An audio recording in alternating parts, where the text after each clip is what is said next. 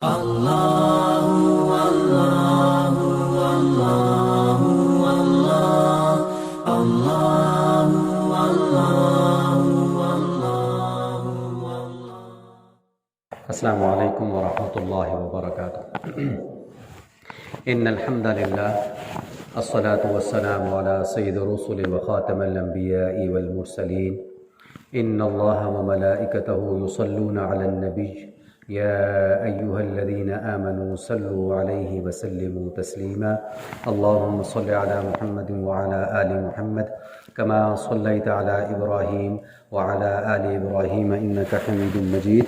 اللهم بارك على محمد وعلى آل محمد كما باركت على إبراهيم وعلى آل إبراهيم إنك حميد مجيد. أعوذ بالله من الشيطان الرجيم. بسم الله الرحمن الرحيم. شهر رمضان الذي أنزل فيه القرآن هدى للناس. صدق اللہ العظیم.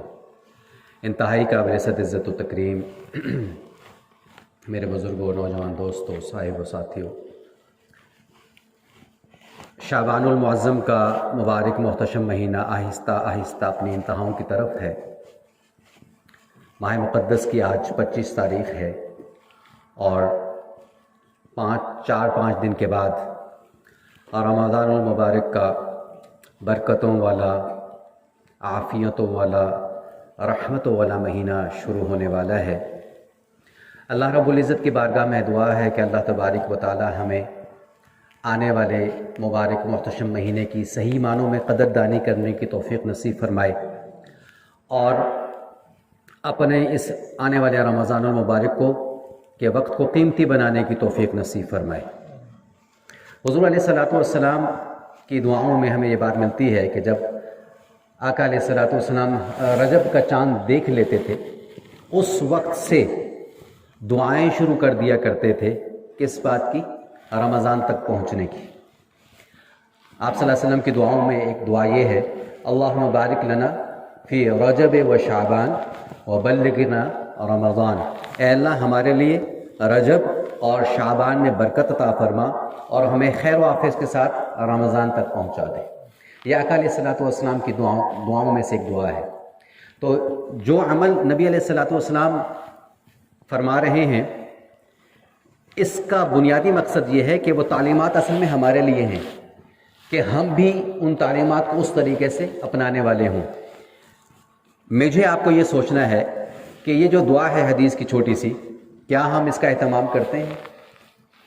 کیا ہمارے نزدیک رمضان المبارک کی وہ امپورٹنس ہے کہ جو نبی علیہ الصلوۃ والسلام جس کے لیے نبوت کی دعائیں آ رہی ہیں کہ اے اللہ ہمارے لیے رجب اور شعبان میں برکتیں عطا فرما اور رمضان تک ہمیں پہنچا دے. اور یہ بات بھی میں نے عرض کی تھی کہ رجب کی مثال بادل کی طرح ہے اور شعبان کی مثال ہوا کی طرح ہے اور رمضان رحمت کی طرح ہے. بادل آتے ہیں، ہوائیں بادلوں کو لاتی ہیں اور جب بادل آ جاتے ہیں تو پھر اللہ کے حکم سے برسنا شروع ہو جاتے ہیں. تو یہاں پہ جو مراد لی جا رہی ہے برسنے سے وہ کیا ہے؟ اللہ کی رحمت کی برسات ہوتی ہے. کیسی رحمت ہوتی ہے اللہ کی؟ اللہ اکبر. اللہ تبارک و تعالیٰ اس رمضان المبارک میں سرکش شیاطین کو بند کر دیتے ہیں.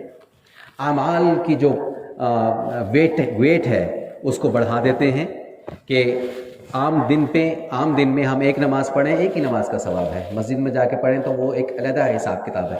لیکن رمضان المبارک کی فضائل اور فضیلت کی برکت سے فرض نماز 70 نماز کے برابر چلی جاتی ہے اور اسی طریقے سے سنت نمازیں کہاں پہنچ جاتی ہیں اور نفل نماز فرض کے برابر آ جاتے ہیں.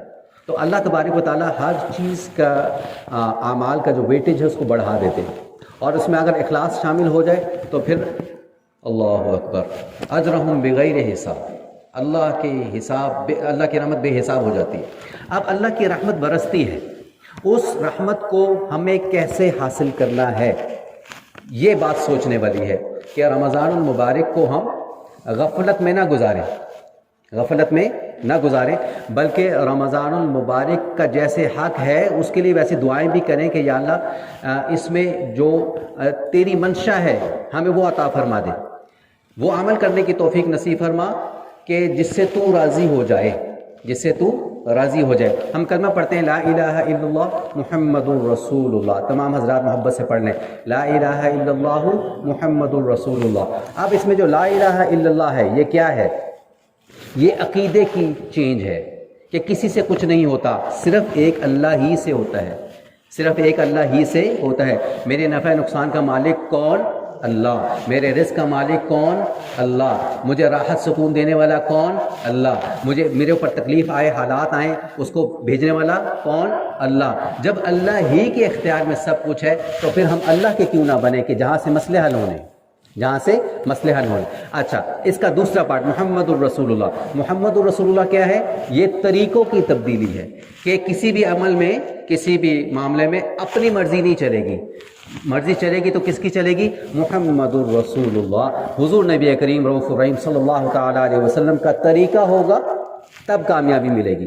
حضور کا طریقہ نہیں ہوگا، عمل بے شک جتنا مرضی بڑا ہو، لیکن اس پہ اگر سٹیمپ حضور علیہ السلام کی نہیں ہے تو عمل نہیں ہے. یہ بات تو موٹی سی ذہن میں رہنی چاہیے. عمل وہی مقبول ہوگا، وہی قابل قبول ہوگا جو میرے نبی کے طریقے کے اوپر ہوگا، اور جو نبی کے طریقے پہ نہیں ہوگا وہ عمل قابل قبول نہیں ہے.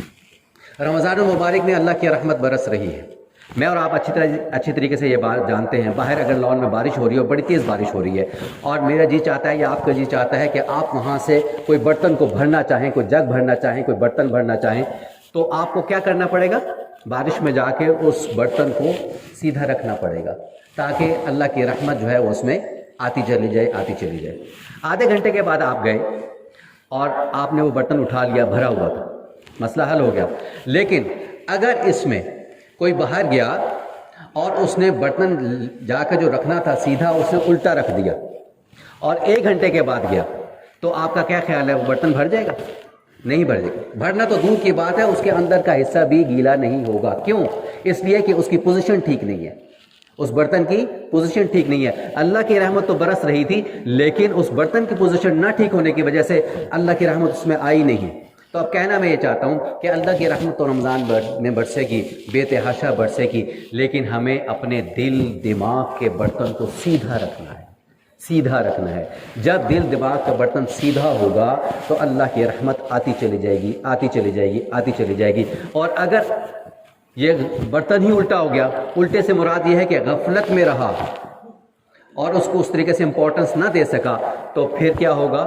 اللہ کی رحمت تو برس رہی تھی، لیکن کمی میرے اندر تھی کہ میں اس رحمت کو سمیٹ نہیں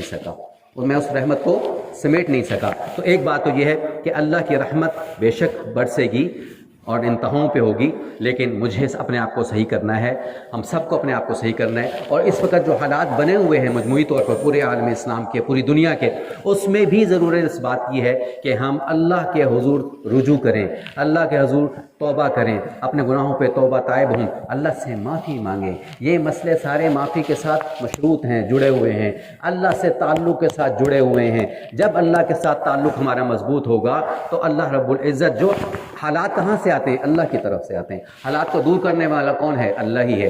جو حالات بھیجنے والا ہے اسی کی طرف رجوع کر لیں، ہم اسی کی طرف لو لگا لیں کہ یا اللہ بہت ہو چکا، یا اللہ ہم گناہ گار ہیں، سیاہ کار ہیں، ہمارے کردار معاذ اللہ ٹھیک نہیں ہے، یا اللہ ہم اپنی تمام تر کوتاہیوں پر اے اللہ تجھ سے صدقے دل سے معافی چاہتے ہیں. اے اللہ ہمیں معاف کر کے ہمارے لیے خیر مقدر کر دے، پوری امت کے لیے خیر مقدر کر دے، اور اس وبا سے یا اللہ پاک تو ہم سب کو خلاصی عطا فرما، بالخصوص اہل اسلام کو اس پہ خصوصی یا اللہ اس سے خلاصی عطا فرما، اور اپنے گھروں کی رونقوں کو اللہ بحال فرما، مدارس مساجد کی رونقوں کو بحال فرما، بیت اللہ مسجد نبوی کی رونقوں کو بحال فرما.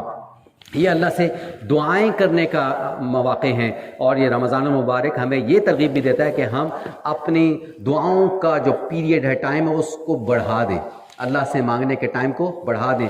کوئی ایک ایسا وقت ہم رکھیں جس میں ہم ہو اور اللہ ہو، جس میں ہم ہوں اور اللہ ہو، اللہ سے کنیکشن جڑ جائے، اللہ سے کنیکشن جڑ جائے، اور اپنے دل کو اللہ کی محبت کے لیے پیش کر دیں. کیوں؟ اس لیے کہ جو دل ہے یہ ہنڈیا پتیلی کی نما ہے، ہنڈیا کی طرح ہے، اور زبان چمچ کی طرح ہے. ہنڈیا میں جو کچھ پکتا ہے چمچ اس کو باہر نکالتا ہے. ہنڈیا میں جو کچھ پکتا ہے چمچ اس کو باہر نکالتا ہے۔ تو کہنے کا مقصد یہ ہے کہ اس دل کی ہانڈی کو ہم اللہ کی محبت میں لے آئیں، اللہ کے حبیب محمد عربی صلی اللہ علیہ وسلم کی محبت میں لے آئیں، اور جب ہم اللہ کی محبت کی طرف بڑھ جائیں گے تو پھر اس سے زبان سے وہی نکلے گا جو اس کے اندر ہے۔ تو ہمیں اس پہ بھی توجہ دینے کی ضرورت ہے۔ بہرحال رمضان المبارک کا قیمتی محتشم مہینہ آنے والا ہے، اس میں ہم اپنا فوکس اللہ کی یاد کو بنائیں، اور خصوصی طور سے رمضان اور قرآن دونوں آپس میں لنکڈ ہیں، جڑے ہوئے ہیں۔ رمضان قرآن زیادہ سے زیادہ کوشش کی جائے کہ قرآن کریم کی تلاوت کی جائے، قرآن کریم کو پڑھا جائے، اس کی تلاوت کی جائے، اور تھوڑا سا وقت نکال کے اس کا ترجمے کو بھی ہم دیکھ لیں کہ قرآن اللہ تبارک و تعالیٰ ہم سے ٹرانسلیشن میں کیا کہہ رہے ہیں، اللہ کی کیا ڈیمانڈ ہے، اللہ کیا چاہتے ہیں۔ تو اس طرح بھی فوکس کریں اور اپنے آپ کو اعمال کے ساتھ جوڑیں۔ اور نبی علیہ السلام کی ایک حدیث مبارکہ ہے، بڑی مشہور ہے، وہ بات کر کے ختم کرتا ہوں کہ حضور علیہ السلام ممبر پر تشریف لائے، آپ نے ایک قدم مبارک رکھا تو کہا آمین، پھر دوسرا قدم مبارک رکھا تو فرمایا آمین، پھر تیسرا قدم رکھا تو فرمایا آمین۔ اب یہ عمل تو بظاہر بڑا چھوٹا سا نظر آتا ہے، لیکن صحابہ کرام رضوان اللہ تعالیٰ علیہم اجمعین چونکہ نبی پاک صلی اللہ علیہ وسلم کی ہر بات کو نوٹس کیا کرتے تھے کہ یہ آمین جو کہی گئی ہے یہ کیوں کہی گئی ہے۔ تو حضور علیہ السلام نے صحابہ کرام کی اس بات کو سمجھ لیا، اور آپ علیہ السلام نے خود ارشاد فرمایا کہ میرے پاس ابھی جبریل امین آئے تھے اور وہ مجھے کچھ بددعائیں دے کر گئے ہیں، اس پہ میں نے آمین کہا۔ اللہ اکبر۔ پہلی بات تو یہ ہے کہ جبریل امین کی بددعا ہی اتنی سخت ہے کہ اس کا کوئی مقابلہ نہیں کر سکتا، لیکن نبی علیہ السلام کی آمین نے اس کو اور انڈورس کر دیا، پکا کر دیا۔